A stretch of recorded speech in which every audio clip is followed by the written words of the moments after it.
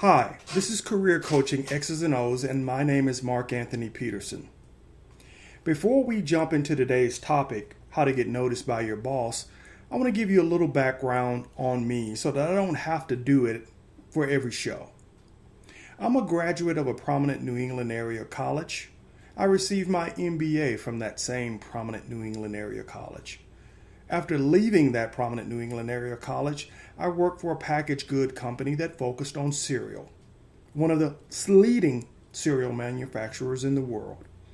I left that company to work for one of the largest strategy consulting firms in the world, and then I proceeded to work for the largest data aggregator on the planet. They aggregated personal and business information that we use for public and investigative purposes. After that, I started my own biometrics company and ran that as the CEO for 10 years before selling it to a prominent Fortune 500 company. I now run a small business and technology consulting firm called Sierra Consulting.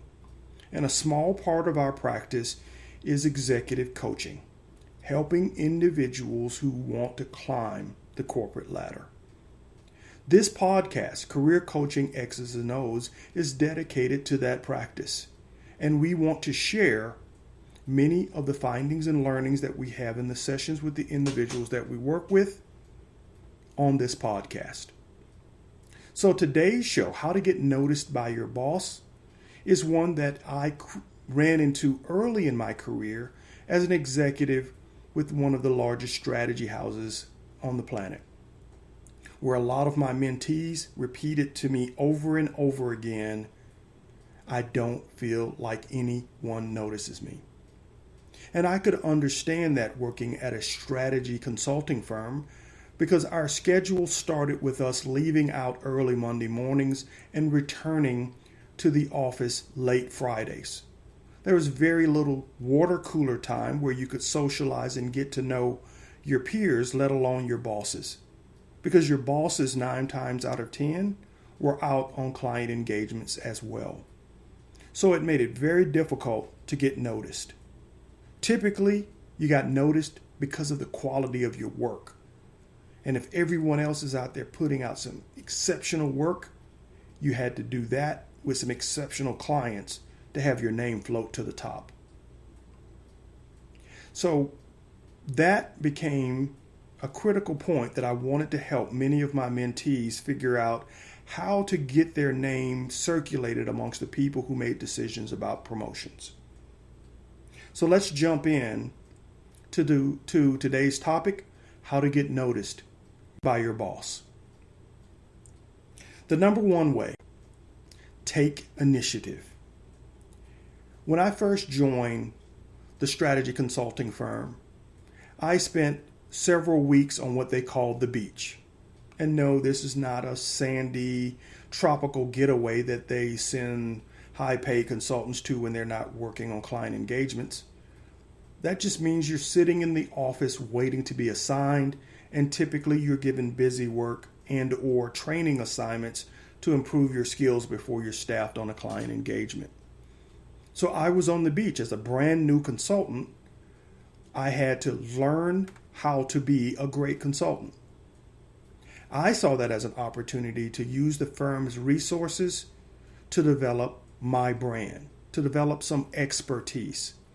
So I researched what the hot topics were, the emerging trends among consultants, and I wanted to use that beach time to build my brand. At the time, EVA, economic value add, was a topic on the mind of every senior executive on the planet. How best to allocate capital to improve the returns for your company and to take more to the bottom line. Leading that charge was a prominent Atlanta-based company, Coca-Cola. And the CEO, Gesweta, he lived by EVA. He made all his decisions using that analysis. Knowing that, I wanted to use my beach time to develop expertise on this metric and to use it to analyze some of our more prominent clients and see if there were any implications that I could share with my boss. I used the analysis to produce a 50-page report, to which I boiled down to a 3-page summary. At the most convenient time for my boss, I stepped into his office and shared the 3-page summary, which outlined some very exciting insights about some of our top clients using the EVA analysis. Watching his excitement and his eyes grow larger than quarters, he said, "I need more. Give me more data on how you came to these conclusions." I was more than happy to reach down into my bag and put the 50-page report on his desk. At that point, he nearly leaped from his desk. "Who told you to do this? Is anybody else working on this?" were his questions. No one and no were my answers. He digested that report over dinner and called me and said, "Meet me in my office at 7:30 the next morning." His excitement around the implications and the analysis got him to want to present this to several of our clients. And I became the point man for that analysis and for those proposals and for many other proposals around the country. Taking that initiative and using that free time to build that report was a critical stepping stone in getting noticed by not only my boss, but his boss and several bosses in other offices. So what is the second way to get noticed by your boss? The second way doesn't require as much as analysis as it may require you getting a little less sleep. Be the first and the last boat on the pond. That's a phrase that was used by my boss at one of the largest data aggregators on the planet. He typically made it to work by 5:45 in the morning and enjoyed combing through all of the newspapers and downing several pots of coffee. I lived on the other side of town from where the corporate headquarters was, and on my first few days of work, took an hour and 45-minute commute to let me know that that was not going to work. So I decided that I should leave earlier in the morning in order to avoid all the traffic. Not knowing that the boss got there at 5:45, I showed up at 5:30, just trying to avoid the traffic, and continued doing that every day moving forward. Within about 2 to 3 weeks, the boss shows up at my office with a mug that said "Half Day Club." Those were all the people who had spent essentially a half day at work. I didn't know that he noticed my car in the parking lot, but how could he miss it? He was used to being the first one at work. He pulls in and my car was already in the executive parking lot. And it wasn't a fluke. It was there every day.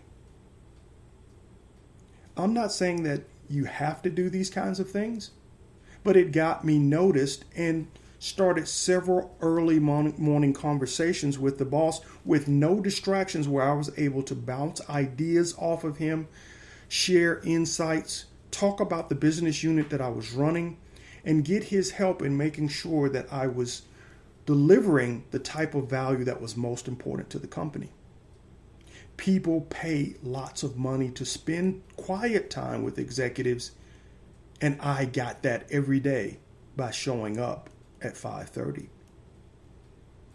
What's the third way?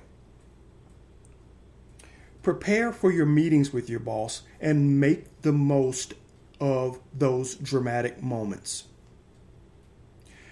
During my time with the packaged good company, we were building commercials around a product change for one of our major cereal brands, kid cereal brands. And Saatchi & Saatchi was the leading advertising agency on the brand.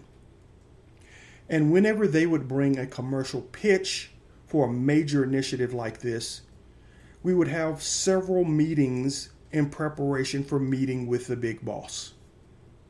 A unit meeting, a meeting with with the head of the unit, and then a meeting with the president of the division, kind of in that order, where we would basically get our story straight before we gave our recommendations to the division president. In the two subsequent previous meetings to meeting with the president, I articulated two very strong points about the commercials that were being presented by Saatchi & Saatchi. Everyone thought they were very good points and gave me good feedback. But I had done more work than just the 2 points I had made in those meetings. I had gone through every commercial that had driven success for the brand and compared it to the new commercials being offered by Saatchi & Saatchi. And I wanted to know what was missing from those commercials compared to the ones that we were being presented. I did kind of a gap analysis. And out of that, I built a new commercial that I thought better delivered the brand message. So in the meetings prior to the president of the division, I laid out my 2 good points. But in the meeting with the president, I plan to lay out my proposal for a very different commercial. And it's a good thing that I did. Because as we entered the meeting with the president, one of the other brand managers beat me to the punch and stole my thunder. Took my 2 good points that I had made in the previous meetings and presented those as if they were his own to the division president. The division president nodded and smiled and acknowledged that those were good points. That person had gotten noticed using ideas that I had created. Now, the division president was a methodical thinker and typically wanted input from everybody in the room before weighing in on whether or not he thought the campaign made sense for the brand. After having my 2 points stolen, he went around the room to everyone and ended up back at me, I was sitting to the right of him. He turns and, "Mark, what do you think of the commercial?" My response was, "I hate it." There was an audible gasp in the room. Brand managers, assistant brand managers, the manager of the unit, all gasped at that comment. No one had said they disliked the commercial.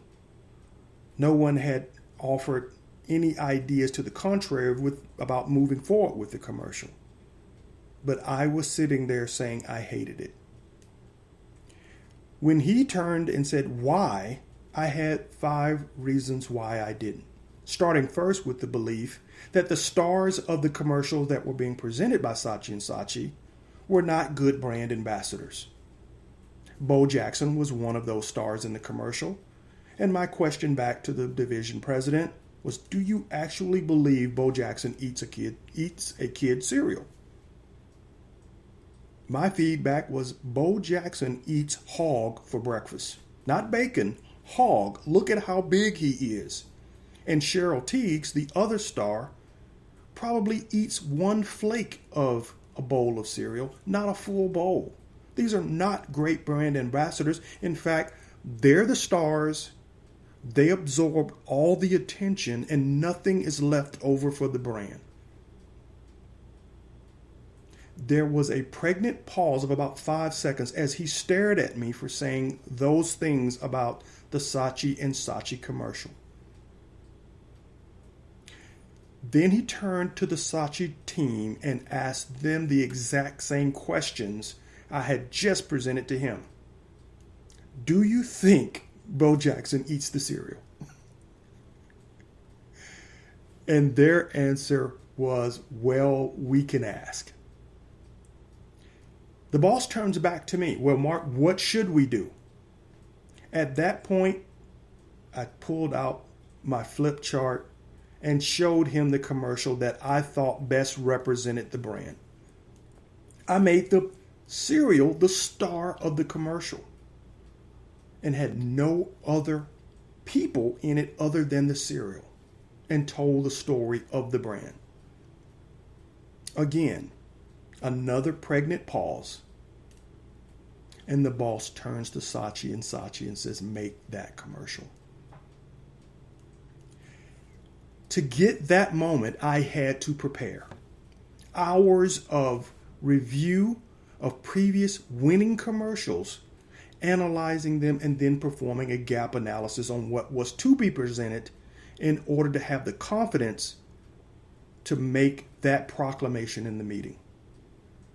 Now, that wasn't as easy as you think. That boss was such a character that people terrified to even look him in the eye. In fact, one brand manager made a comment that he had a hole in the bottom of his shoe during one of those brand sessions, and he promptly fired him and threw him out from that meeting, not letting him return to his office. So presenting a wild, crazy idea was not my way of trying to cash in on unemployment benefits. But I had to make an impact. There were dozens of brand managers, and you could see how cutthroat it was when someone would steal your idea from a previous meeting and present it as their own. Make the most of meetings with the boss. What's the fourth way? Market your success by giving the boss credit.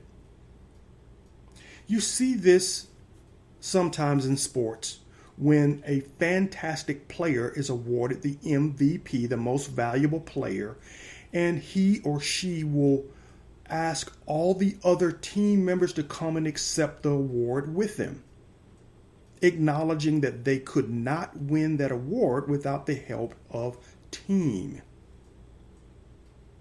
It's no different in corporate America. If you want to market your success, you've got to tell somebody. If you don't tell anyone, it's just like you didn't do it. Recently on Facebook, there was a young man, I think from the University of Alabama, who had just received a job and was scheduled to start work on a Monday. His car broke down on a Sunday. Not wanting to mess up his job, he started walking to work late Sunday in order to make it to work on Monday, a 20-mile walk. He made it on time and must have told someone at the job that he had to walk to work because his car had broke down. But he wasn't going to let that be the reason that he missed work. That story made it up to his boss, who at the end of the day awarded him his car for making that sacrifice. If a tree falls in the woods, it's just like the tree didn't fall. If you worked hard at work but no one knows it, it's just like you didn't do the work. You have to self-promote, but promote in a way that aligns your success with the success of the team. So in the case of the economic value add metric that I mentioned earlier in the show, as the metric proved successful in gaining new clients, I was always aligning that success with the leadership of my boss. It was team. These were already his clients. We were just getting add-on work. So his success was my success and vice versa. And I wanted to make sure he understood that. Teamwork makes the dream work is always quoted by LeBron James. And he's the best player on the planet, but he can't win without having the best team, as you can see by the outcome of the last 3 finals appearances. Share the success. What is the last way to get noticed by your boss? Make yourself indispensable. I look back at the EVA metric program that I mentioned and saw that as the way that I made myself indispensable. When all other consultants were staffed on projects and I was on the beach, I became the expert because I dedicated that time to understanding all the nuances around the calculation, the use and implementation of that metric. So as it grew in popularity amongst corporate executives, I was trotted out there as the firm's expert on this new metric, which gave me access not only to my boss, but to my boss's boss and other leaders in other offices. So my brand was starting to spread, and I was making myself indispensable. Now, I didn't sit and wait for that Paul Revere horse to collapse. As soon as it became important and I became indispensable, I was looking for the next thing. We don't need one-trick ponies. So these have been the 5 ways that I have coached and mentored many of the people that I've worked with to help them get the attention they need in the offices that they work and help improve their chances of landing that corner office. This has been Career Coaching X's and O's. My name is Mark Anthony Peterson, and keep moving the ball down the field.